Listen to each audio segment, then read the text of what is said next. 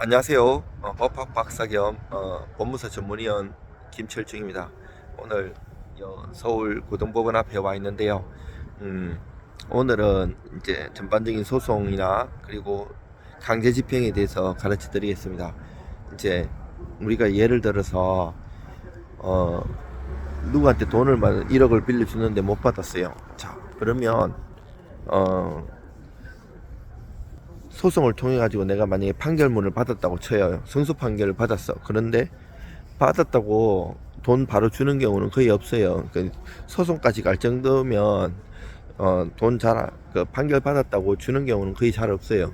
이러면 이제 강제집행을 병행을 해야 돼요. 강제집행 이런 게 보면 그 수백 가지가 넘어요. 이렇게 할 수 있는 게 채권의 종류나 그 채무자의 성향, 재산 상태 이런 거에 따라서 다 다르게 해야 돼요.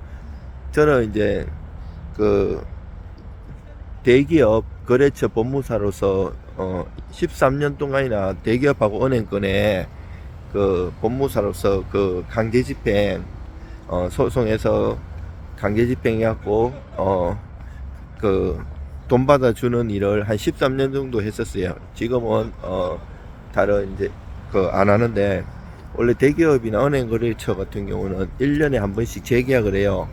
법무사들 되게 많아요. 보통 보면 50명 변호사 50명씩 한 100명 이렇게 들어와 있어요. 근데 실적이 좋고 일 처리를 잘해야지 계속 재계약을 해요. 그렇게 했었는데, 물론 개인들도 많이 했었죠. 근데 이 보면 그 결 따라 다 달라요. 이게 하는 게 물론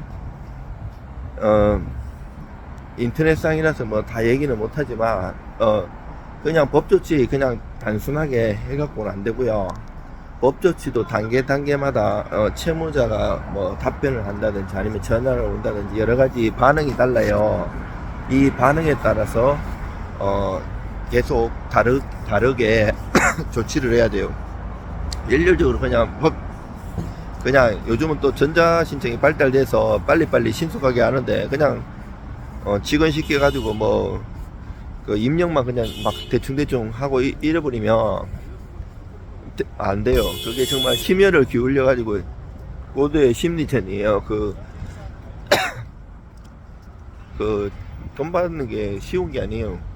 그리고 저 같은 경우는 한 번도 성공보수 이런 걸 받아본 적도 없고요. 그런 거 그냥 법 조치 비용만 받고 일 처리를 잘 해드렸습니다. 보통 만약에 강제집행해서 내가 판결 정본을 딱 받으면 거기다가 집행문 빨고 송달증명, 확정증명 받아가지고 제일 먼저 하는 게 이제 재산 명시하고 채권 압류 주심 이거 많이 해요. 채권 압류 주심 같은 경우 이제 은행 통장 이런 거 보험, 정권, 그리고 임차보증금, 배당금, 채권 관련된 거는 다 할 수 있어요. 엄청나게 많아요. 근데 이제 조심할 게 이제 채권 압류 주심하고 채권 압류 전배 명령이 있는데, 이거 전자시청에 바로 옆에 있었고 잘못 클릭하면 큰 신세망쳐요. 이게 뭐 어떤 차이인가 하면, 채권 압류 전부 명령은 내가 독점해요. 내가 먼저 1순위로 딱 하면 내가 다 가져가요. 근데 채권 압류 주심은 채권자끼리 안분 비례해갖고 평등해요. 이게 뭔 말인가 하면, 내가 채권자인데 채무자가 내가 1억 받을 게 있는데 확실히 기업은행에 내가 1억 있는 거 알아요.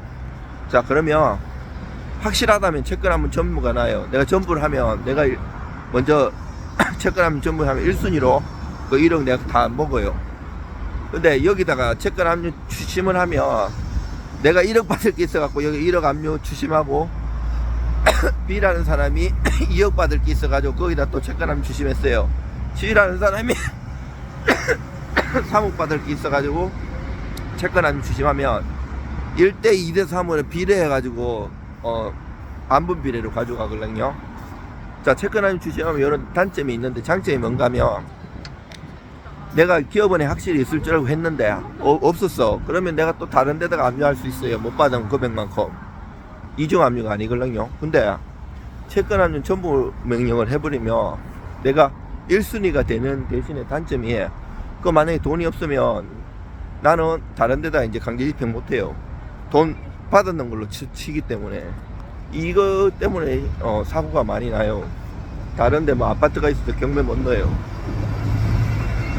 내가 지금 얘기하고 있는 거는 시간상 제약 때문에 바쁘기 때문에 여기 앉아서 하지도 못해요. 제가 이거 걸어다니면서 맨날 찍고 있는데, 뭐 저는 편집한 시간도 없고 해서 그냥 이렇게 보고 하는 것도 아니고, 그냥 생각나는 대로 유튜브 이렇게 핸드폰 들고 그냥 거치대도 없이 손으로 지금 양쪽 손 들고 이렇게 하는 거예요. 그렇지만 제가 얘기하는 건 어디서도 들을 수 없는 얘기, 경험에 의한 거예요. 자, 이렇게 이제 만약에 이렇게 하고 또 방법이 되게 많아요. 이렇게 하다가 이제 6개월 지나면 할 수 있는 게, 확정되고 6개월 동안 안 갚으면 할 수 있는 게 이제 채무불이행자 명부등재예요. 이 채무불이행자 명부등재 같은 경우는 신용불량자 만들기 때문에, 뭐 내가 만약에 대출을 받은 게 있어도 은행에서 대기 압박 와요. 신용불량자가 됐기 때문에 빨리 갚으라고 엄청나게 많이 연락이 오고, 이제 은행 거래 같은 것도 안 되죠. 심지어는 핸드폰 이런 것도 못 쓸 때도 많아요. 예, 많이 하기 때문에.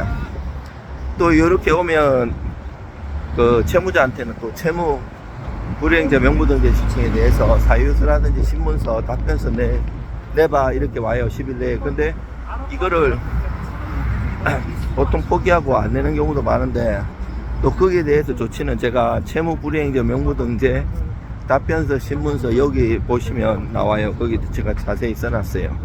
이거 유튜브에도 많이 얘기했어요. 블로그에도 해놓고요. 자, 여러분 이제 경매 같은 것도 요 판결 받았고 하는 거는 강제 경매예요. 만약에 내가 판결 없이 그냥 돈 빌려주고 채무자의 부동산에다가 건저당권 설정하면 거기에 기해서 하는 것은 임의경매거든요. 또 요것도 이제 임의경매 경신력 관련해 갖고 2022년 대법원 전원합의체 판결도 있고, 그 다음에 작년 2023년도에 부당이득 관련해 갖고 판례도 있어요. 요거 제가 이틀 전에 서울중앙지방법원에 가가지고 그 유튜브에 올리는 거 있어요. 그런 것도 참조하시고, 이제 재산 명시 같은 거 사람들이 별로 효과 없어 이렇게 생각하는 거 있는데, 그거 안 해본 사람 얘기고요. 그것도 효과가 참 좋아요. 이게 만약에 명시 목록 쓰라고 했는데 사실 그거 거짓말로 써도 되는데, 대부분은 그거하고 다르게 또 엄밀하게 또 신용조사하는 경우도 많기 때문에 이미 재산이 뭐 있는 게 어느 정도 파악도 되거든요. 그래서 채권 압류도 은행 정확하게 집어가지고 하는 거고. 근데 그게 이제 나중에 재산 조회 따로 재산 명시를 통해 재산 조회를 할 수 있는데, 여기서 재산 거짓말로 얘기하고 이러면 3년 이하의 징역이나 500만 원 이하의 벌금에 처해요. 그리고 요거 선서 안 하고 도망 다니고 그러면 그 20일 이내에 경찰서 유치장에 감치하거든요. 그 감치 결정문이나 명시 목록 아니면 각하될 수도 있어요. 그 송달 안 돼가지고 이제 각하되는 게 우리 일반 소송에서의 졌다 이런 의미가 아니에요. 그 자체도 그 결정문, 각하 결정문 가지고 재산 조회를 할 수 있는 강력한 무기가 돼요. 이게 또 10년 동안 이렇게 하면 또 이게 법조치 비용 했는 것도 받을 수 있고요. 이 10년 동안 안 되면 또 시효 연장 소송이라는 걸 해가지고 계속 기다리시면 돼요. 또 여러 가지 오래 대기업에서 제가 막 소멸시효 연장 소송 2번이나 해가지고 20년 가까이 되는 것도 받아들인 적도 있어요. 우리는 뭐 이렇게 법 조치해가지고 잘 법 테두리 내에서 하기 때문에 그 잘못하면 막 이렇게 오히려 채권자가 형사 문제 할 수도 이제 불법 추심이나 이런 거 하면 조심하셔야 돼요. 그리고 성공 보수도 딴 데 엄청 많이 받는 데들 많아요. 저는 밥 한 끼 사주도 안 받아 먹습니다. 그런 거 정확하게 일의 보람을 느끼면서 하는 사람이고요. 그리고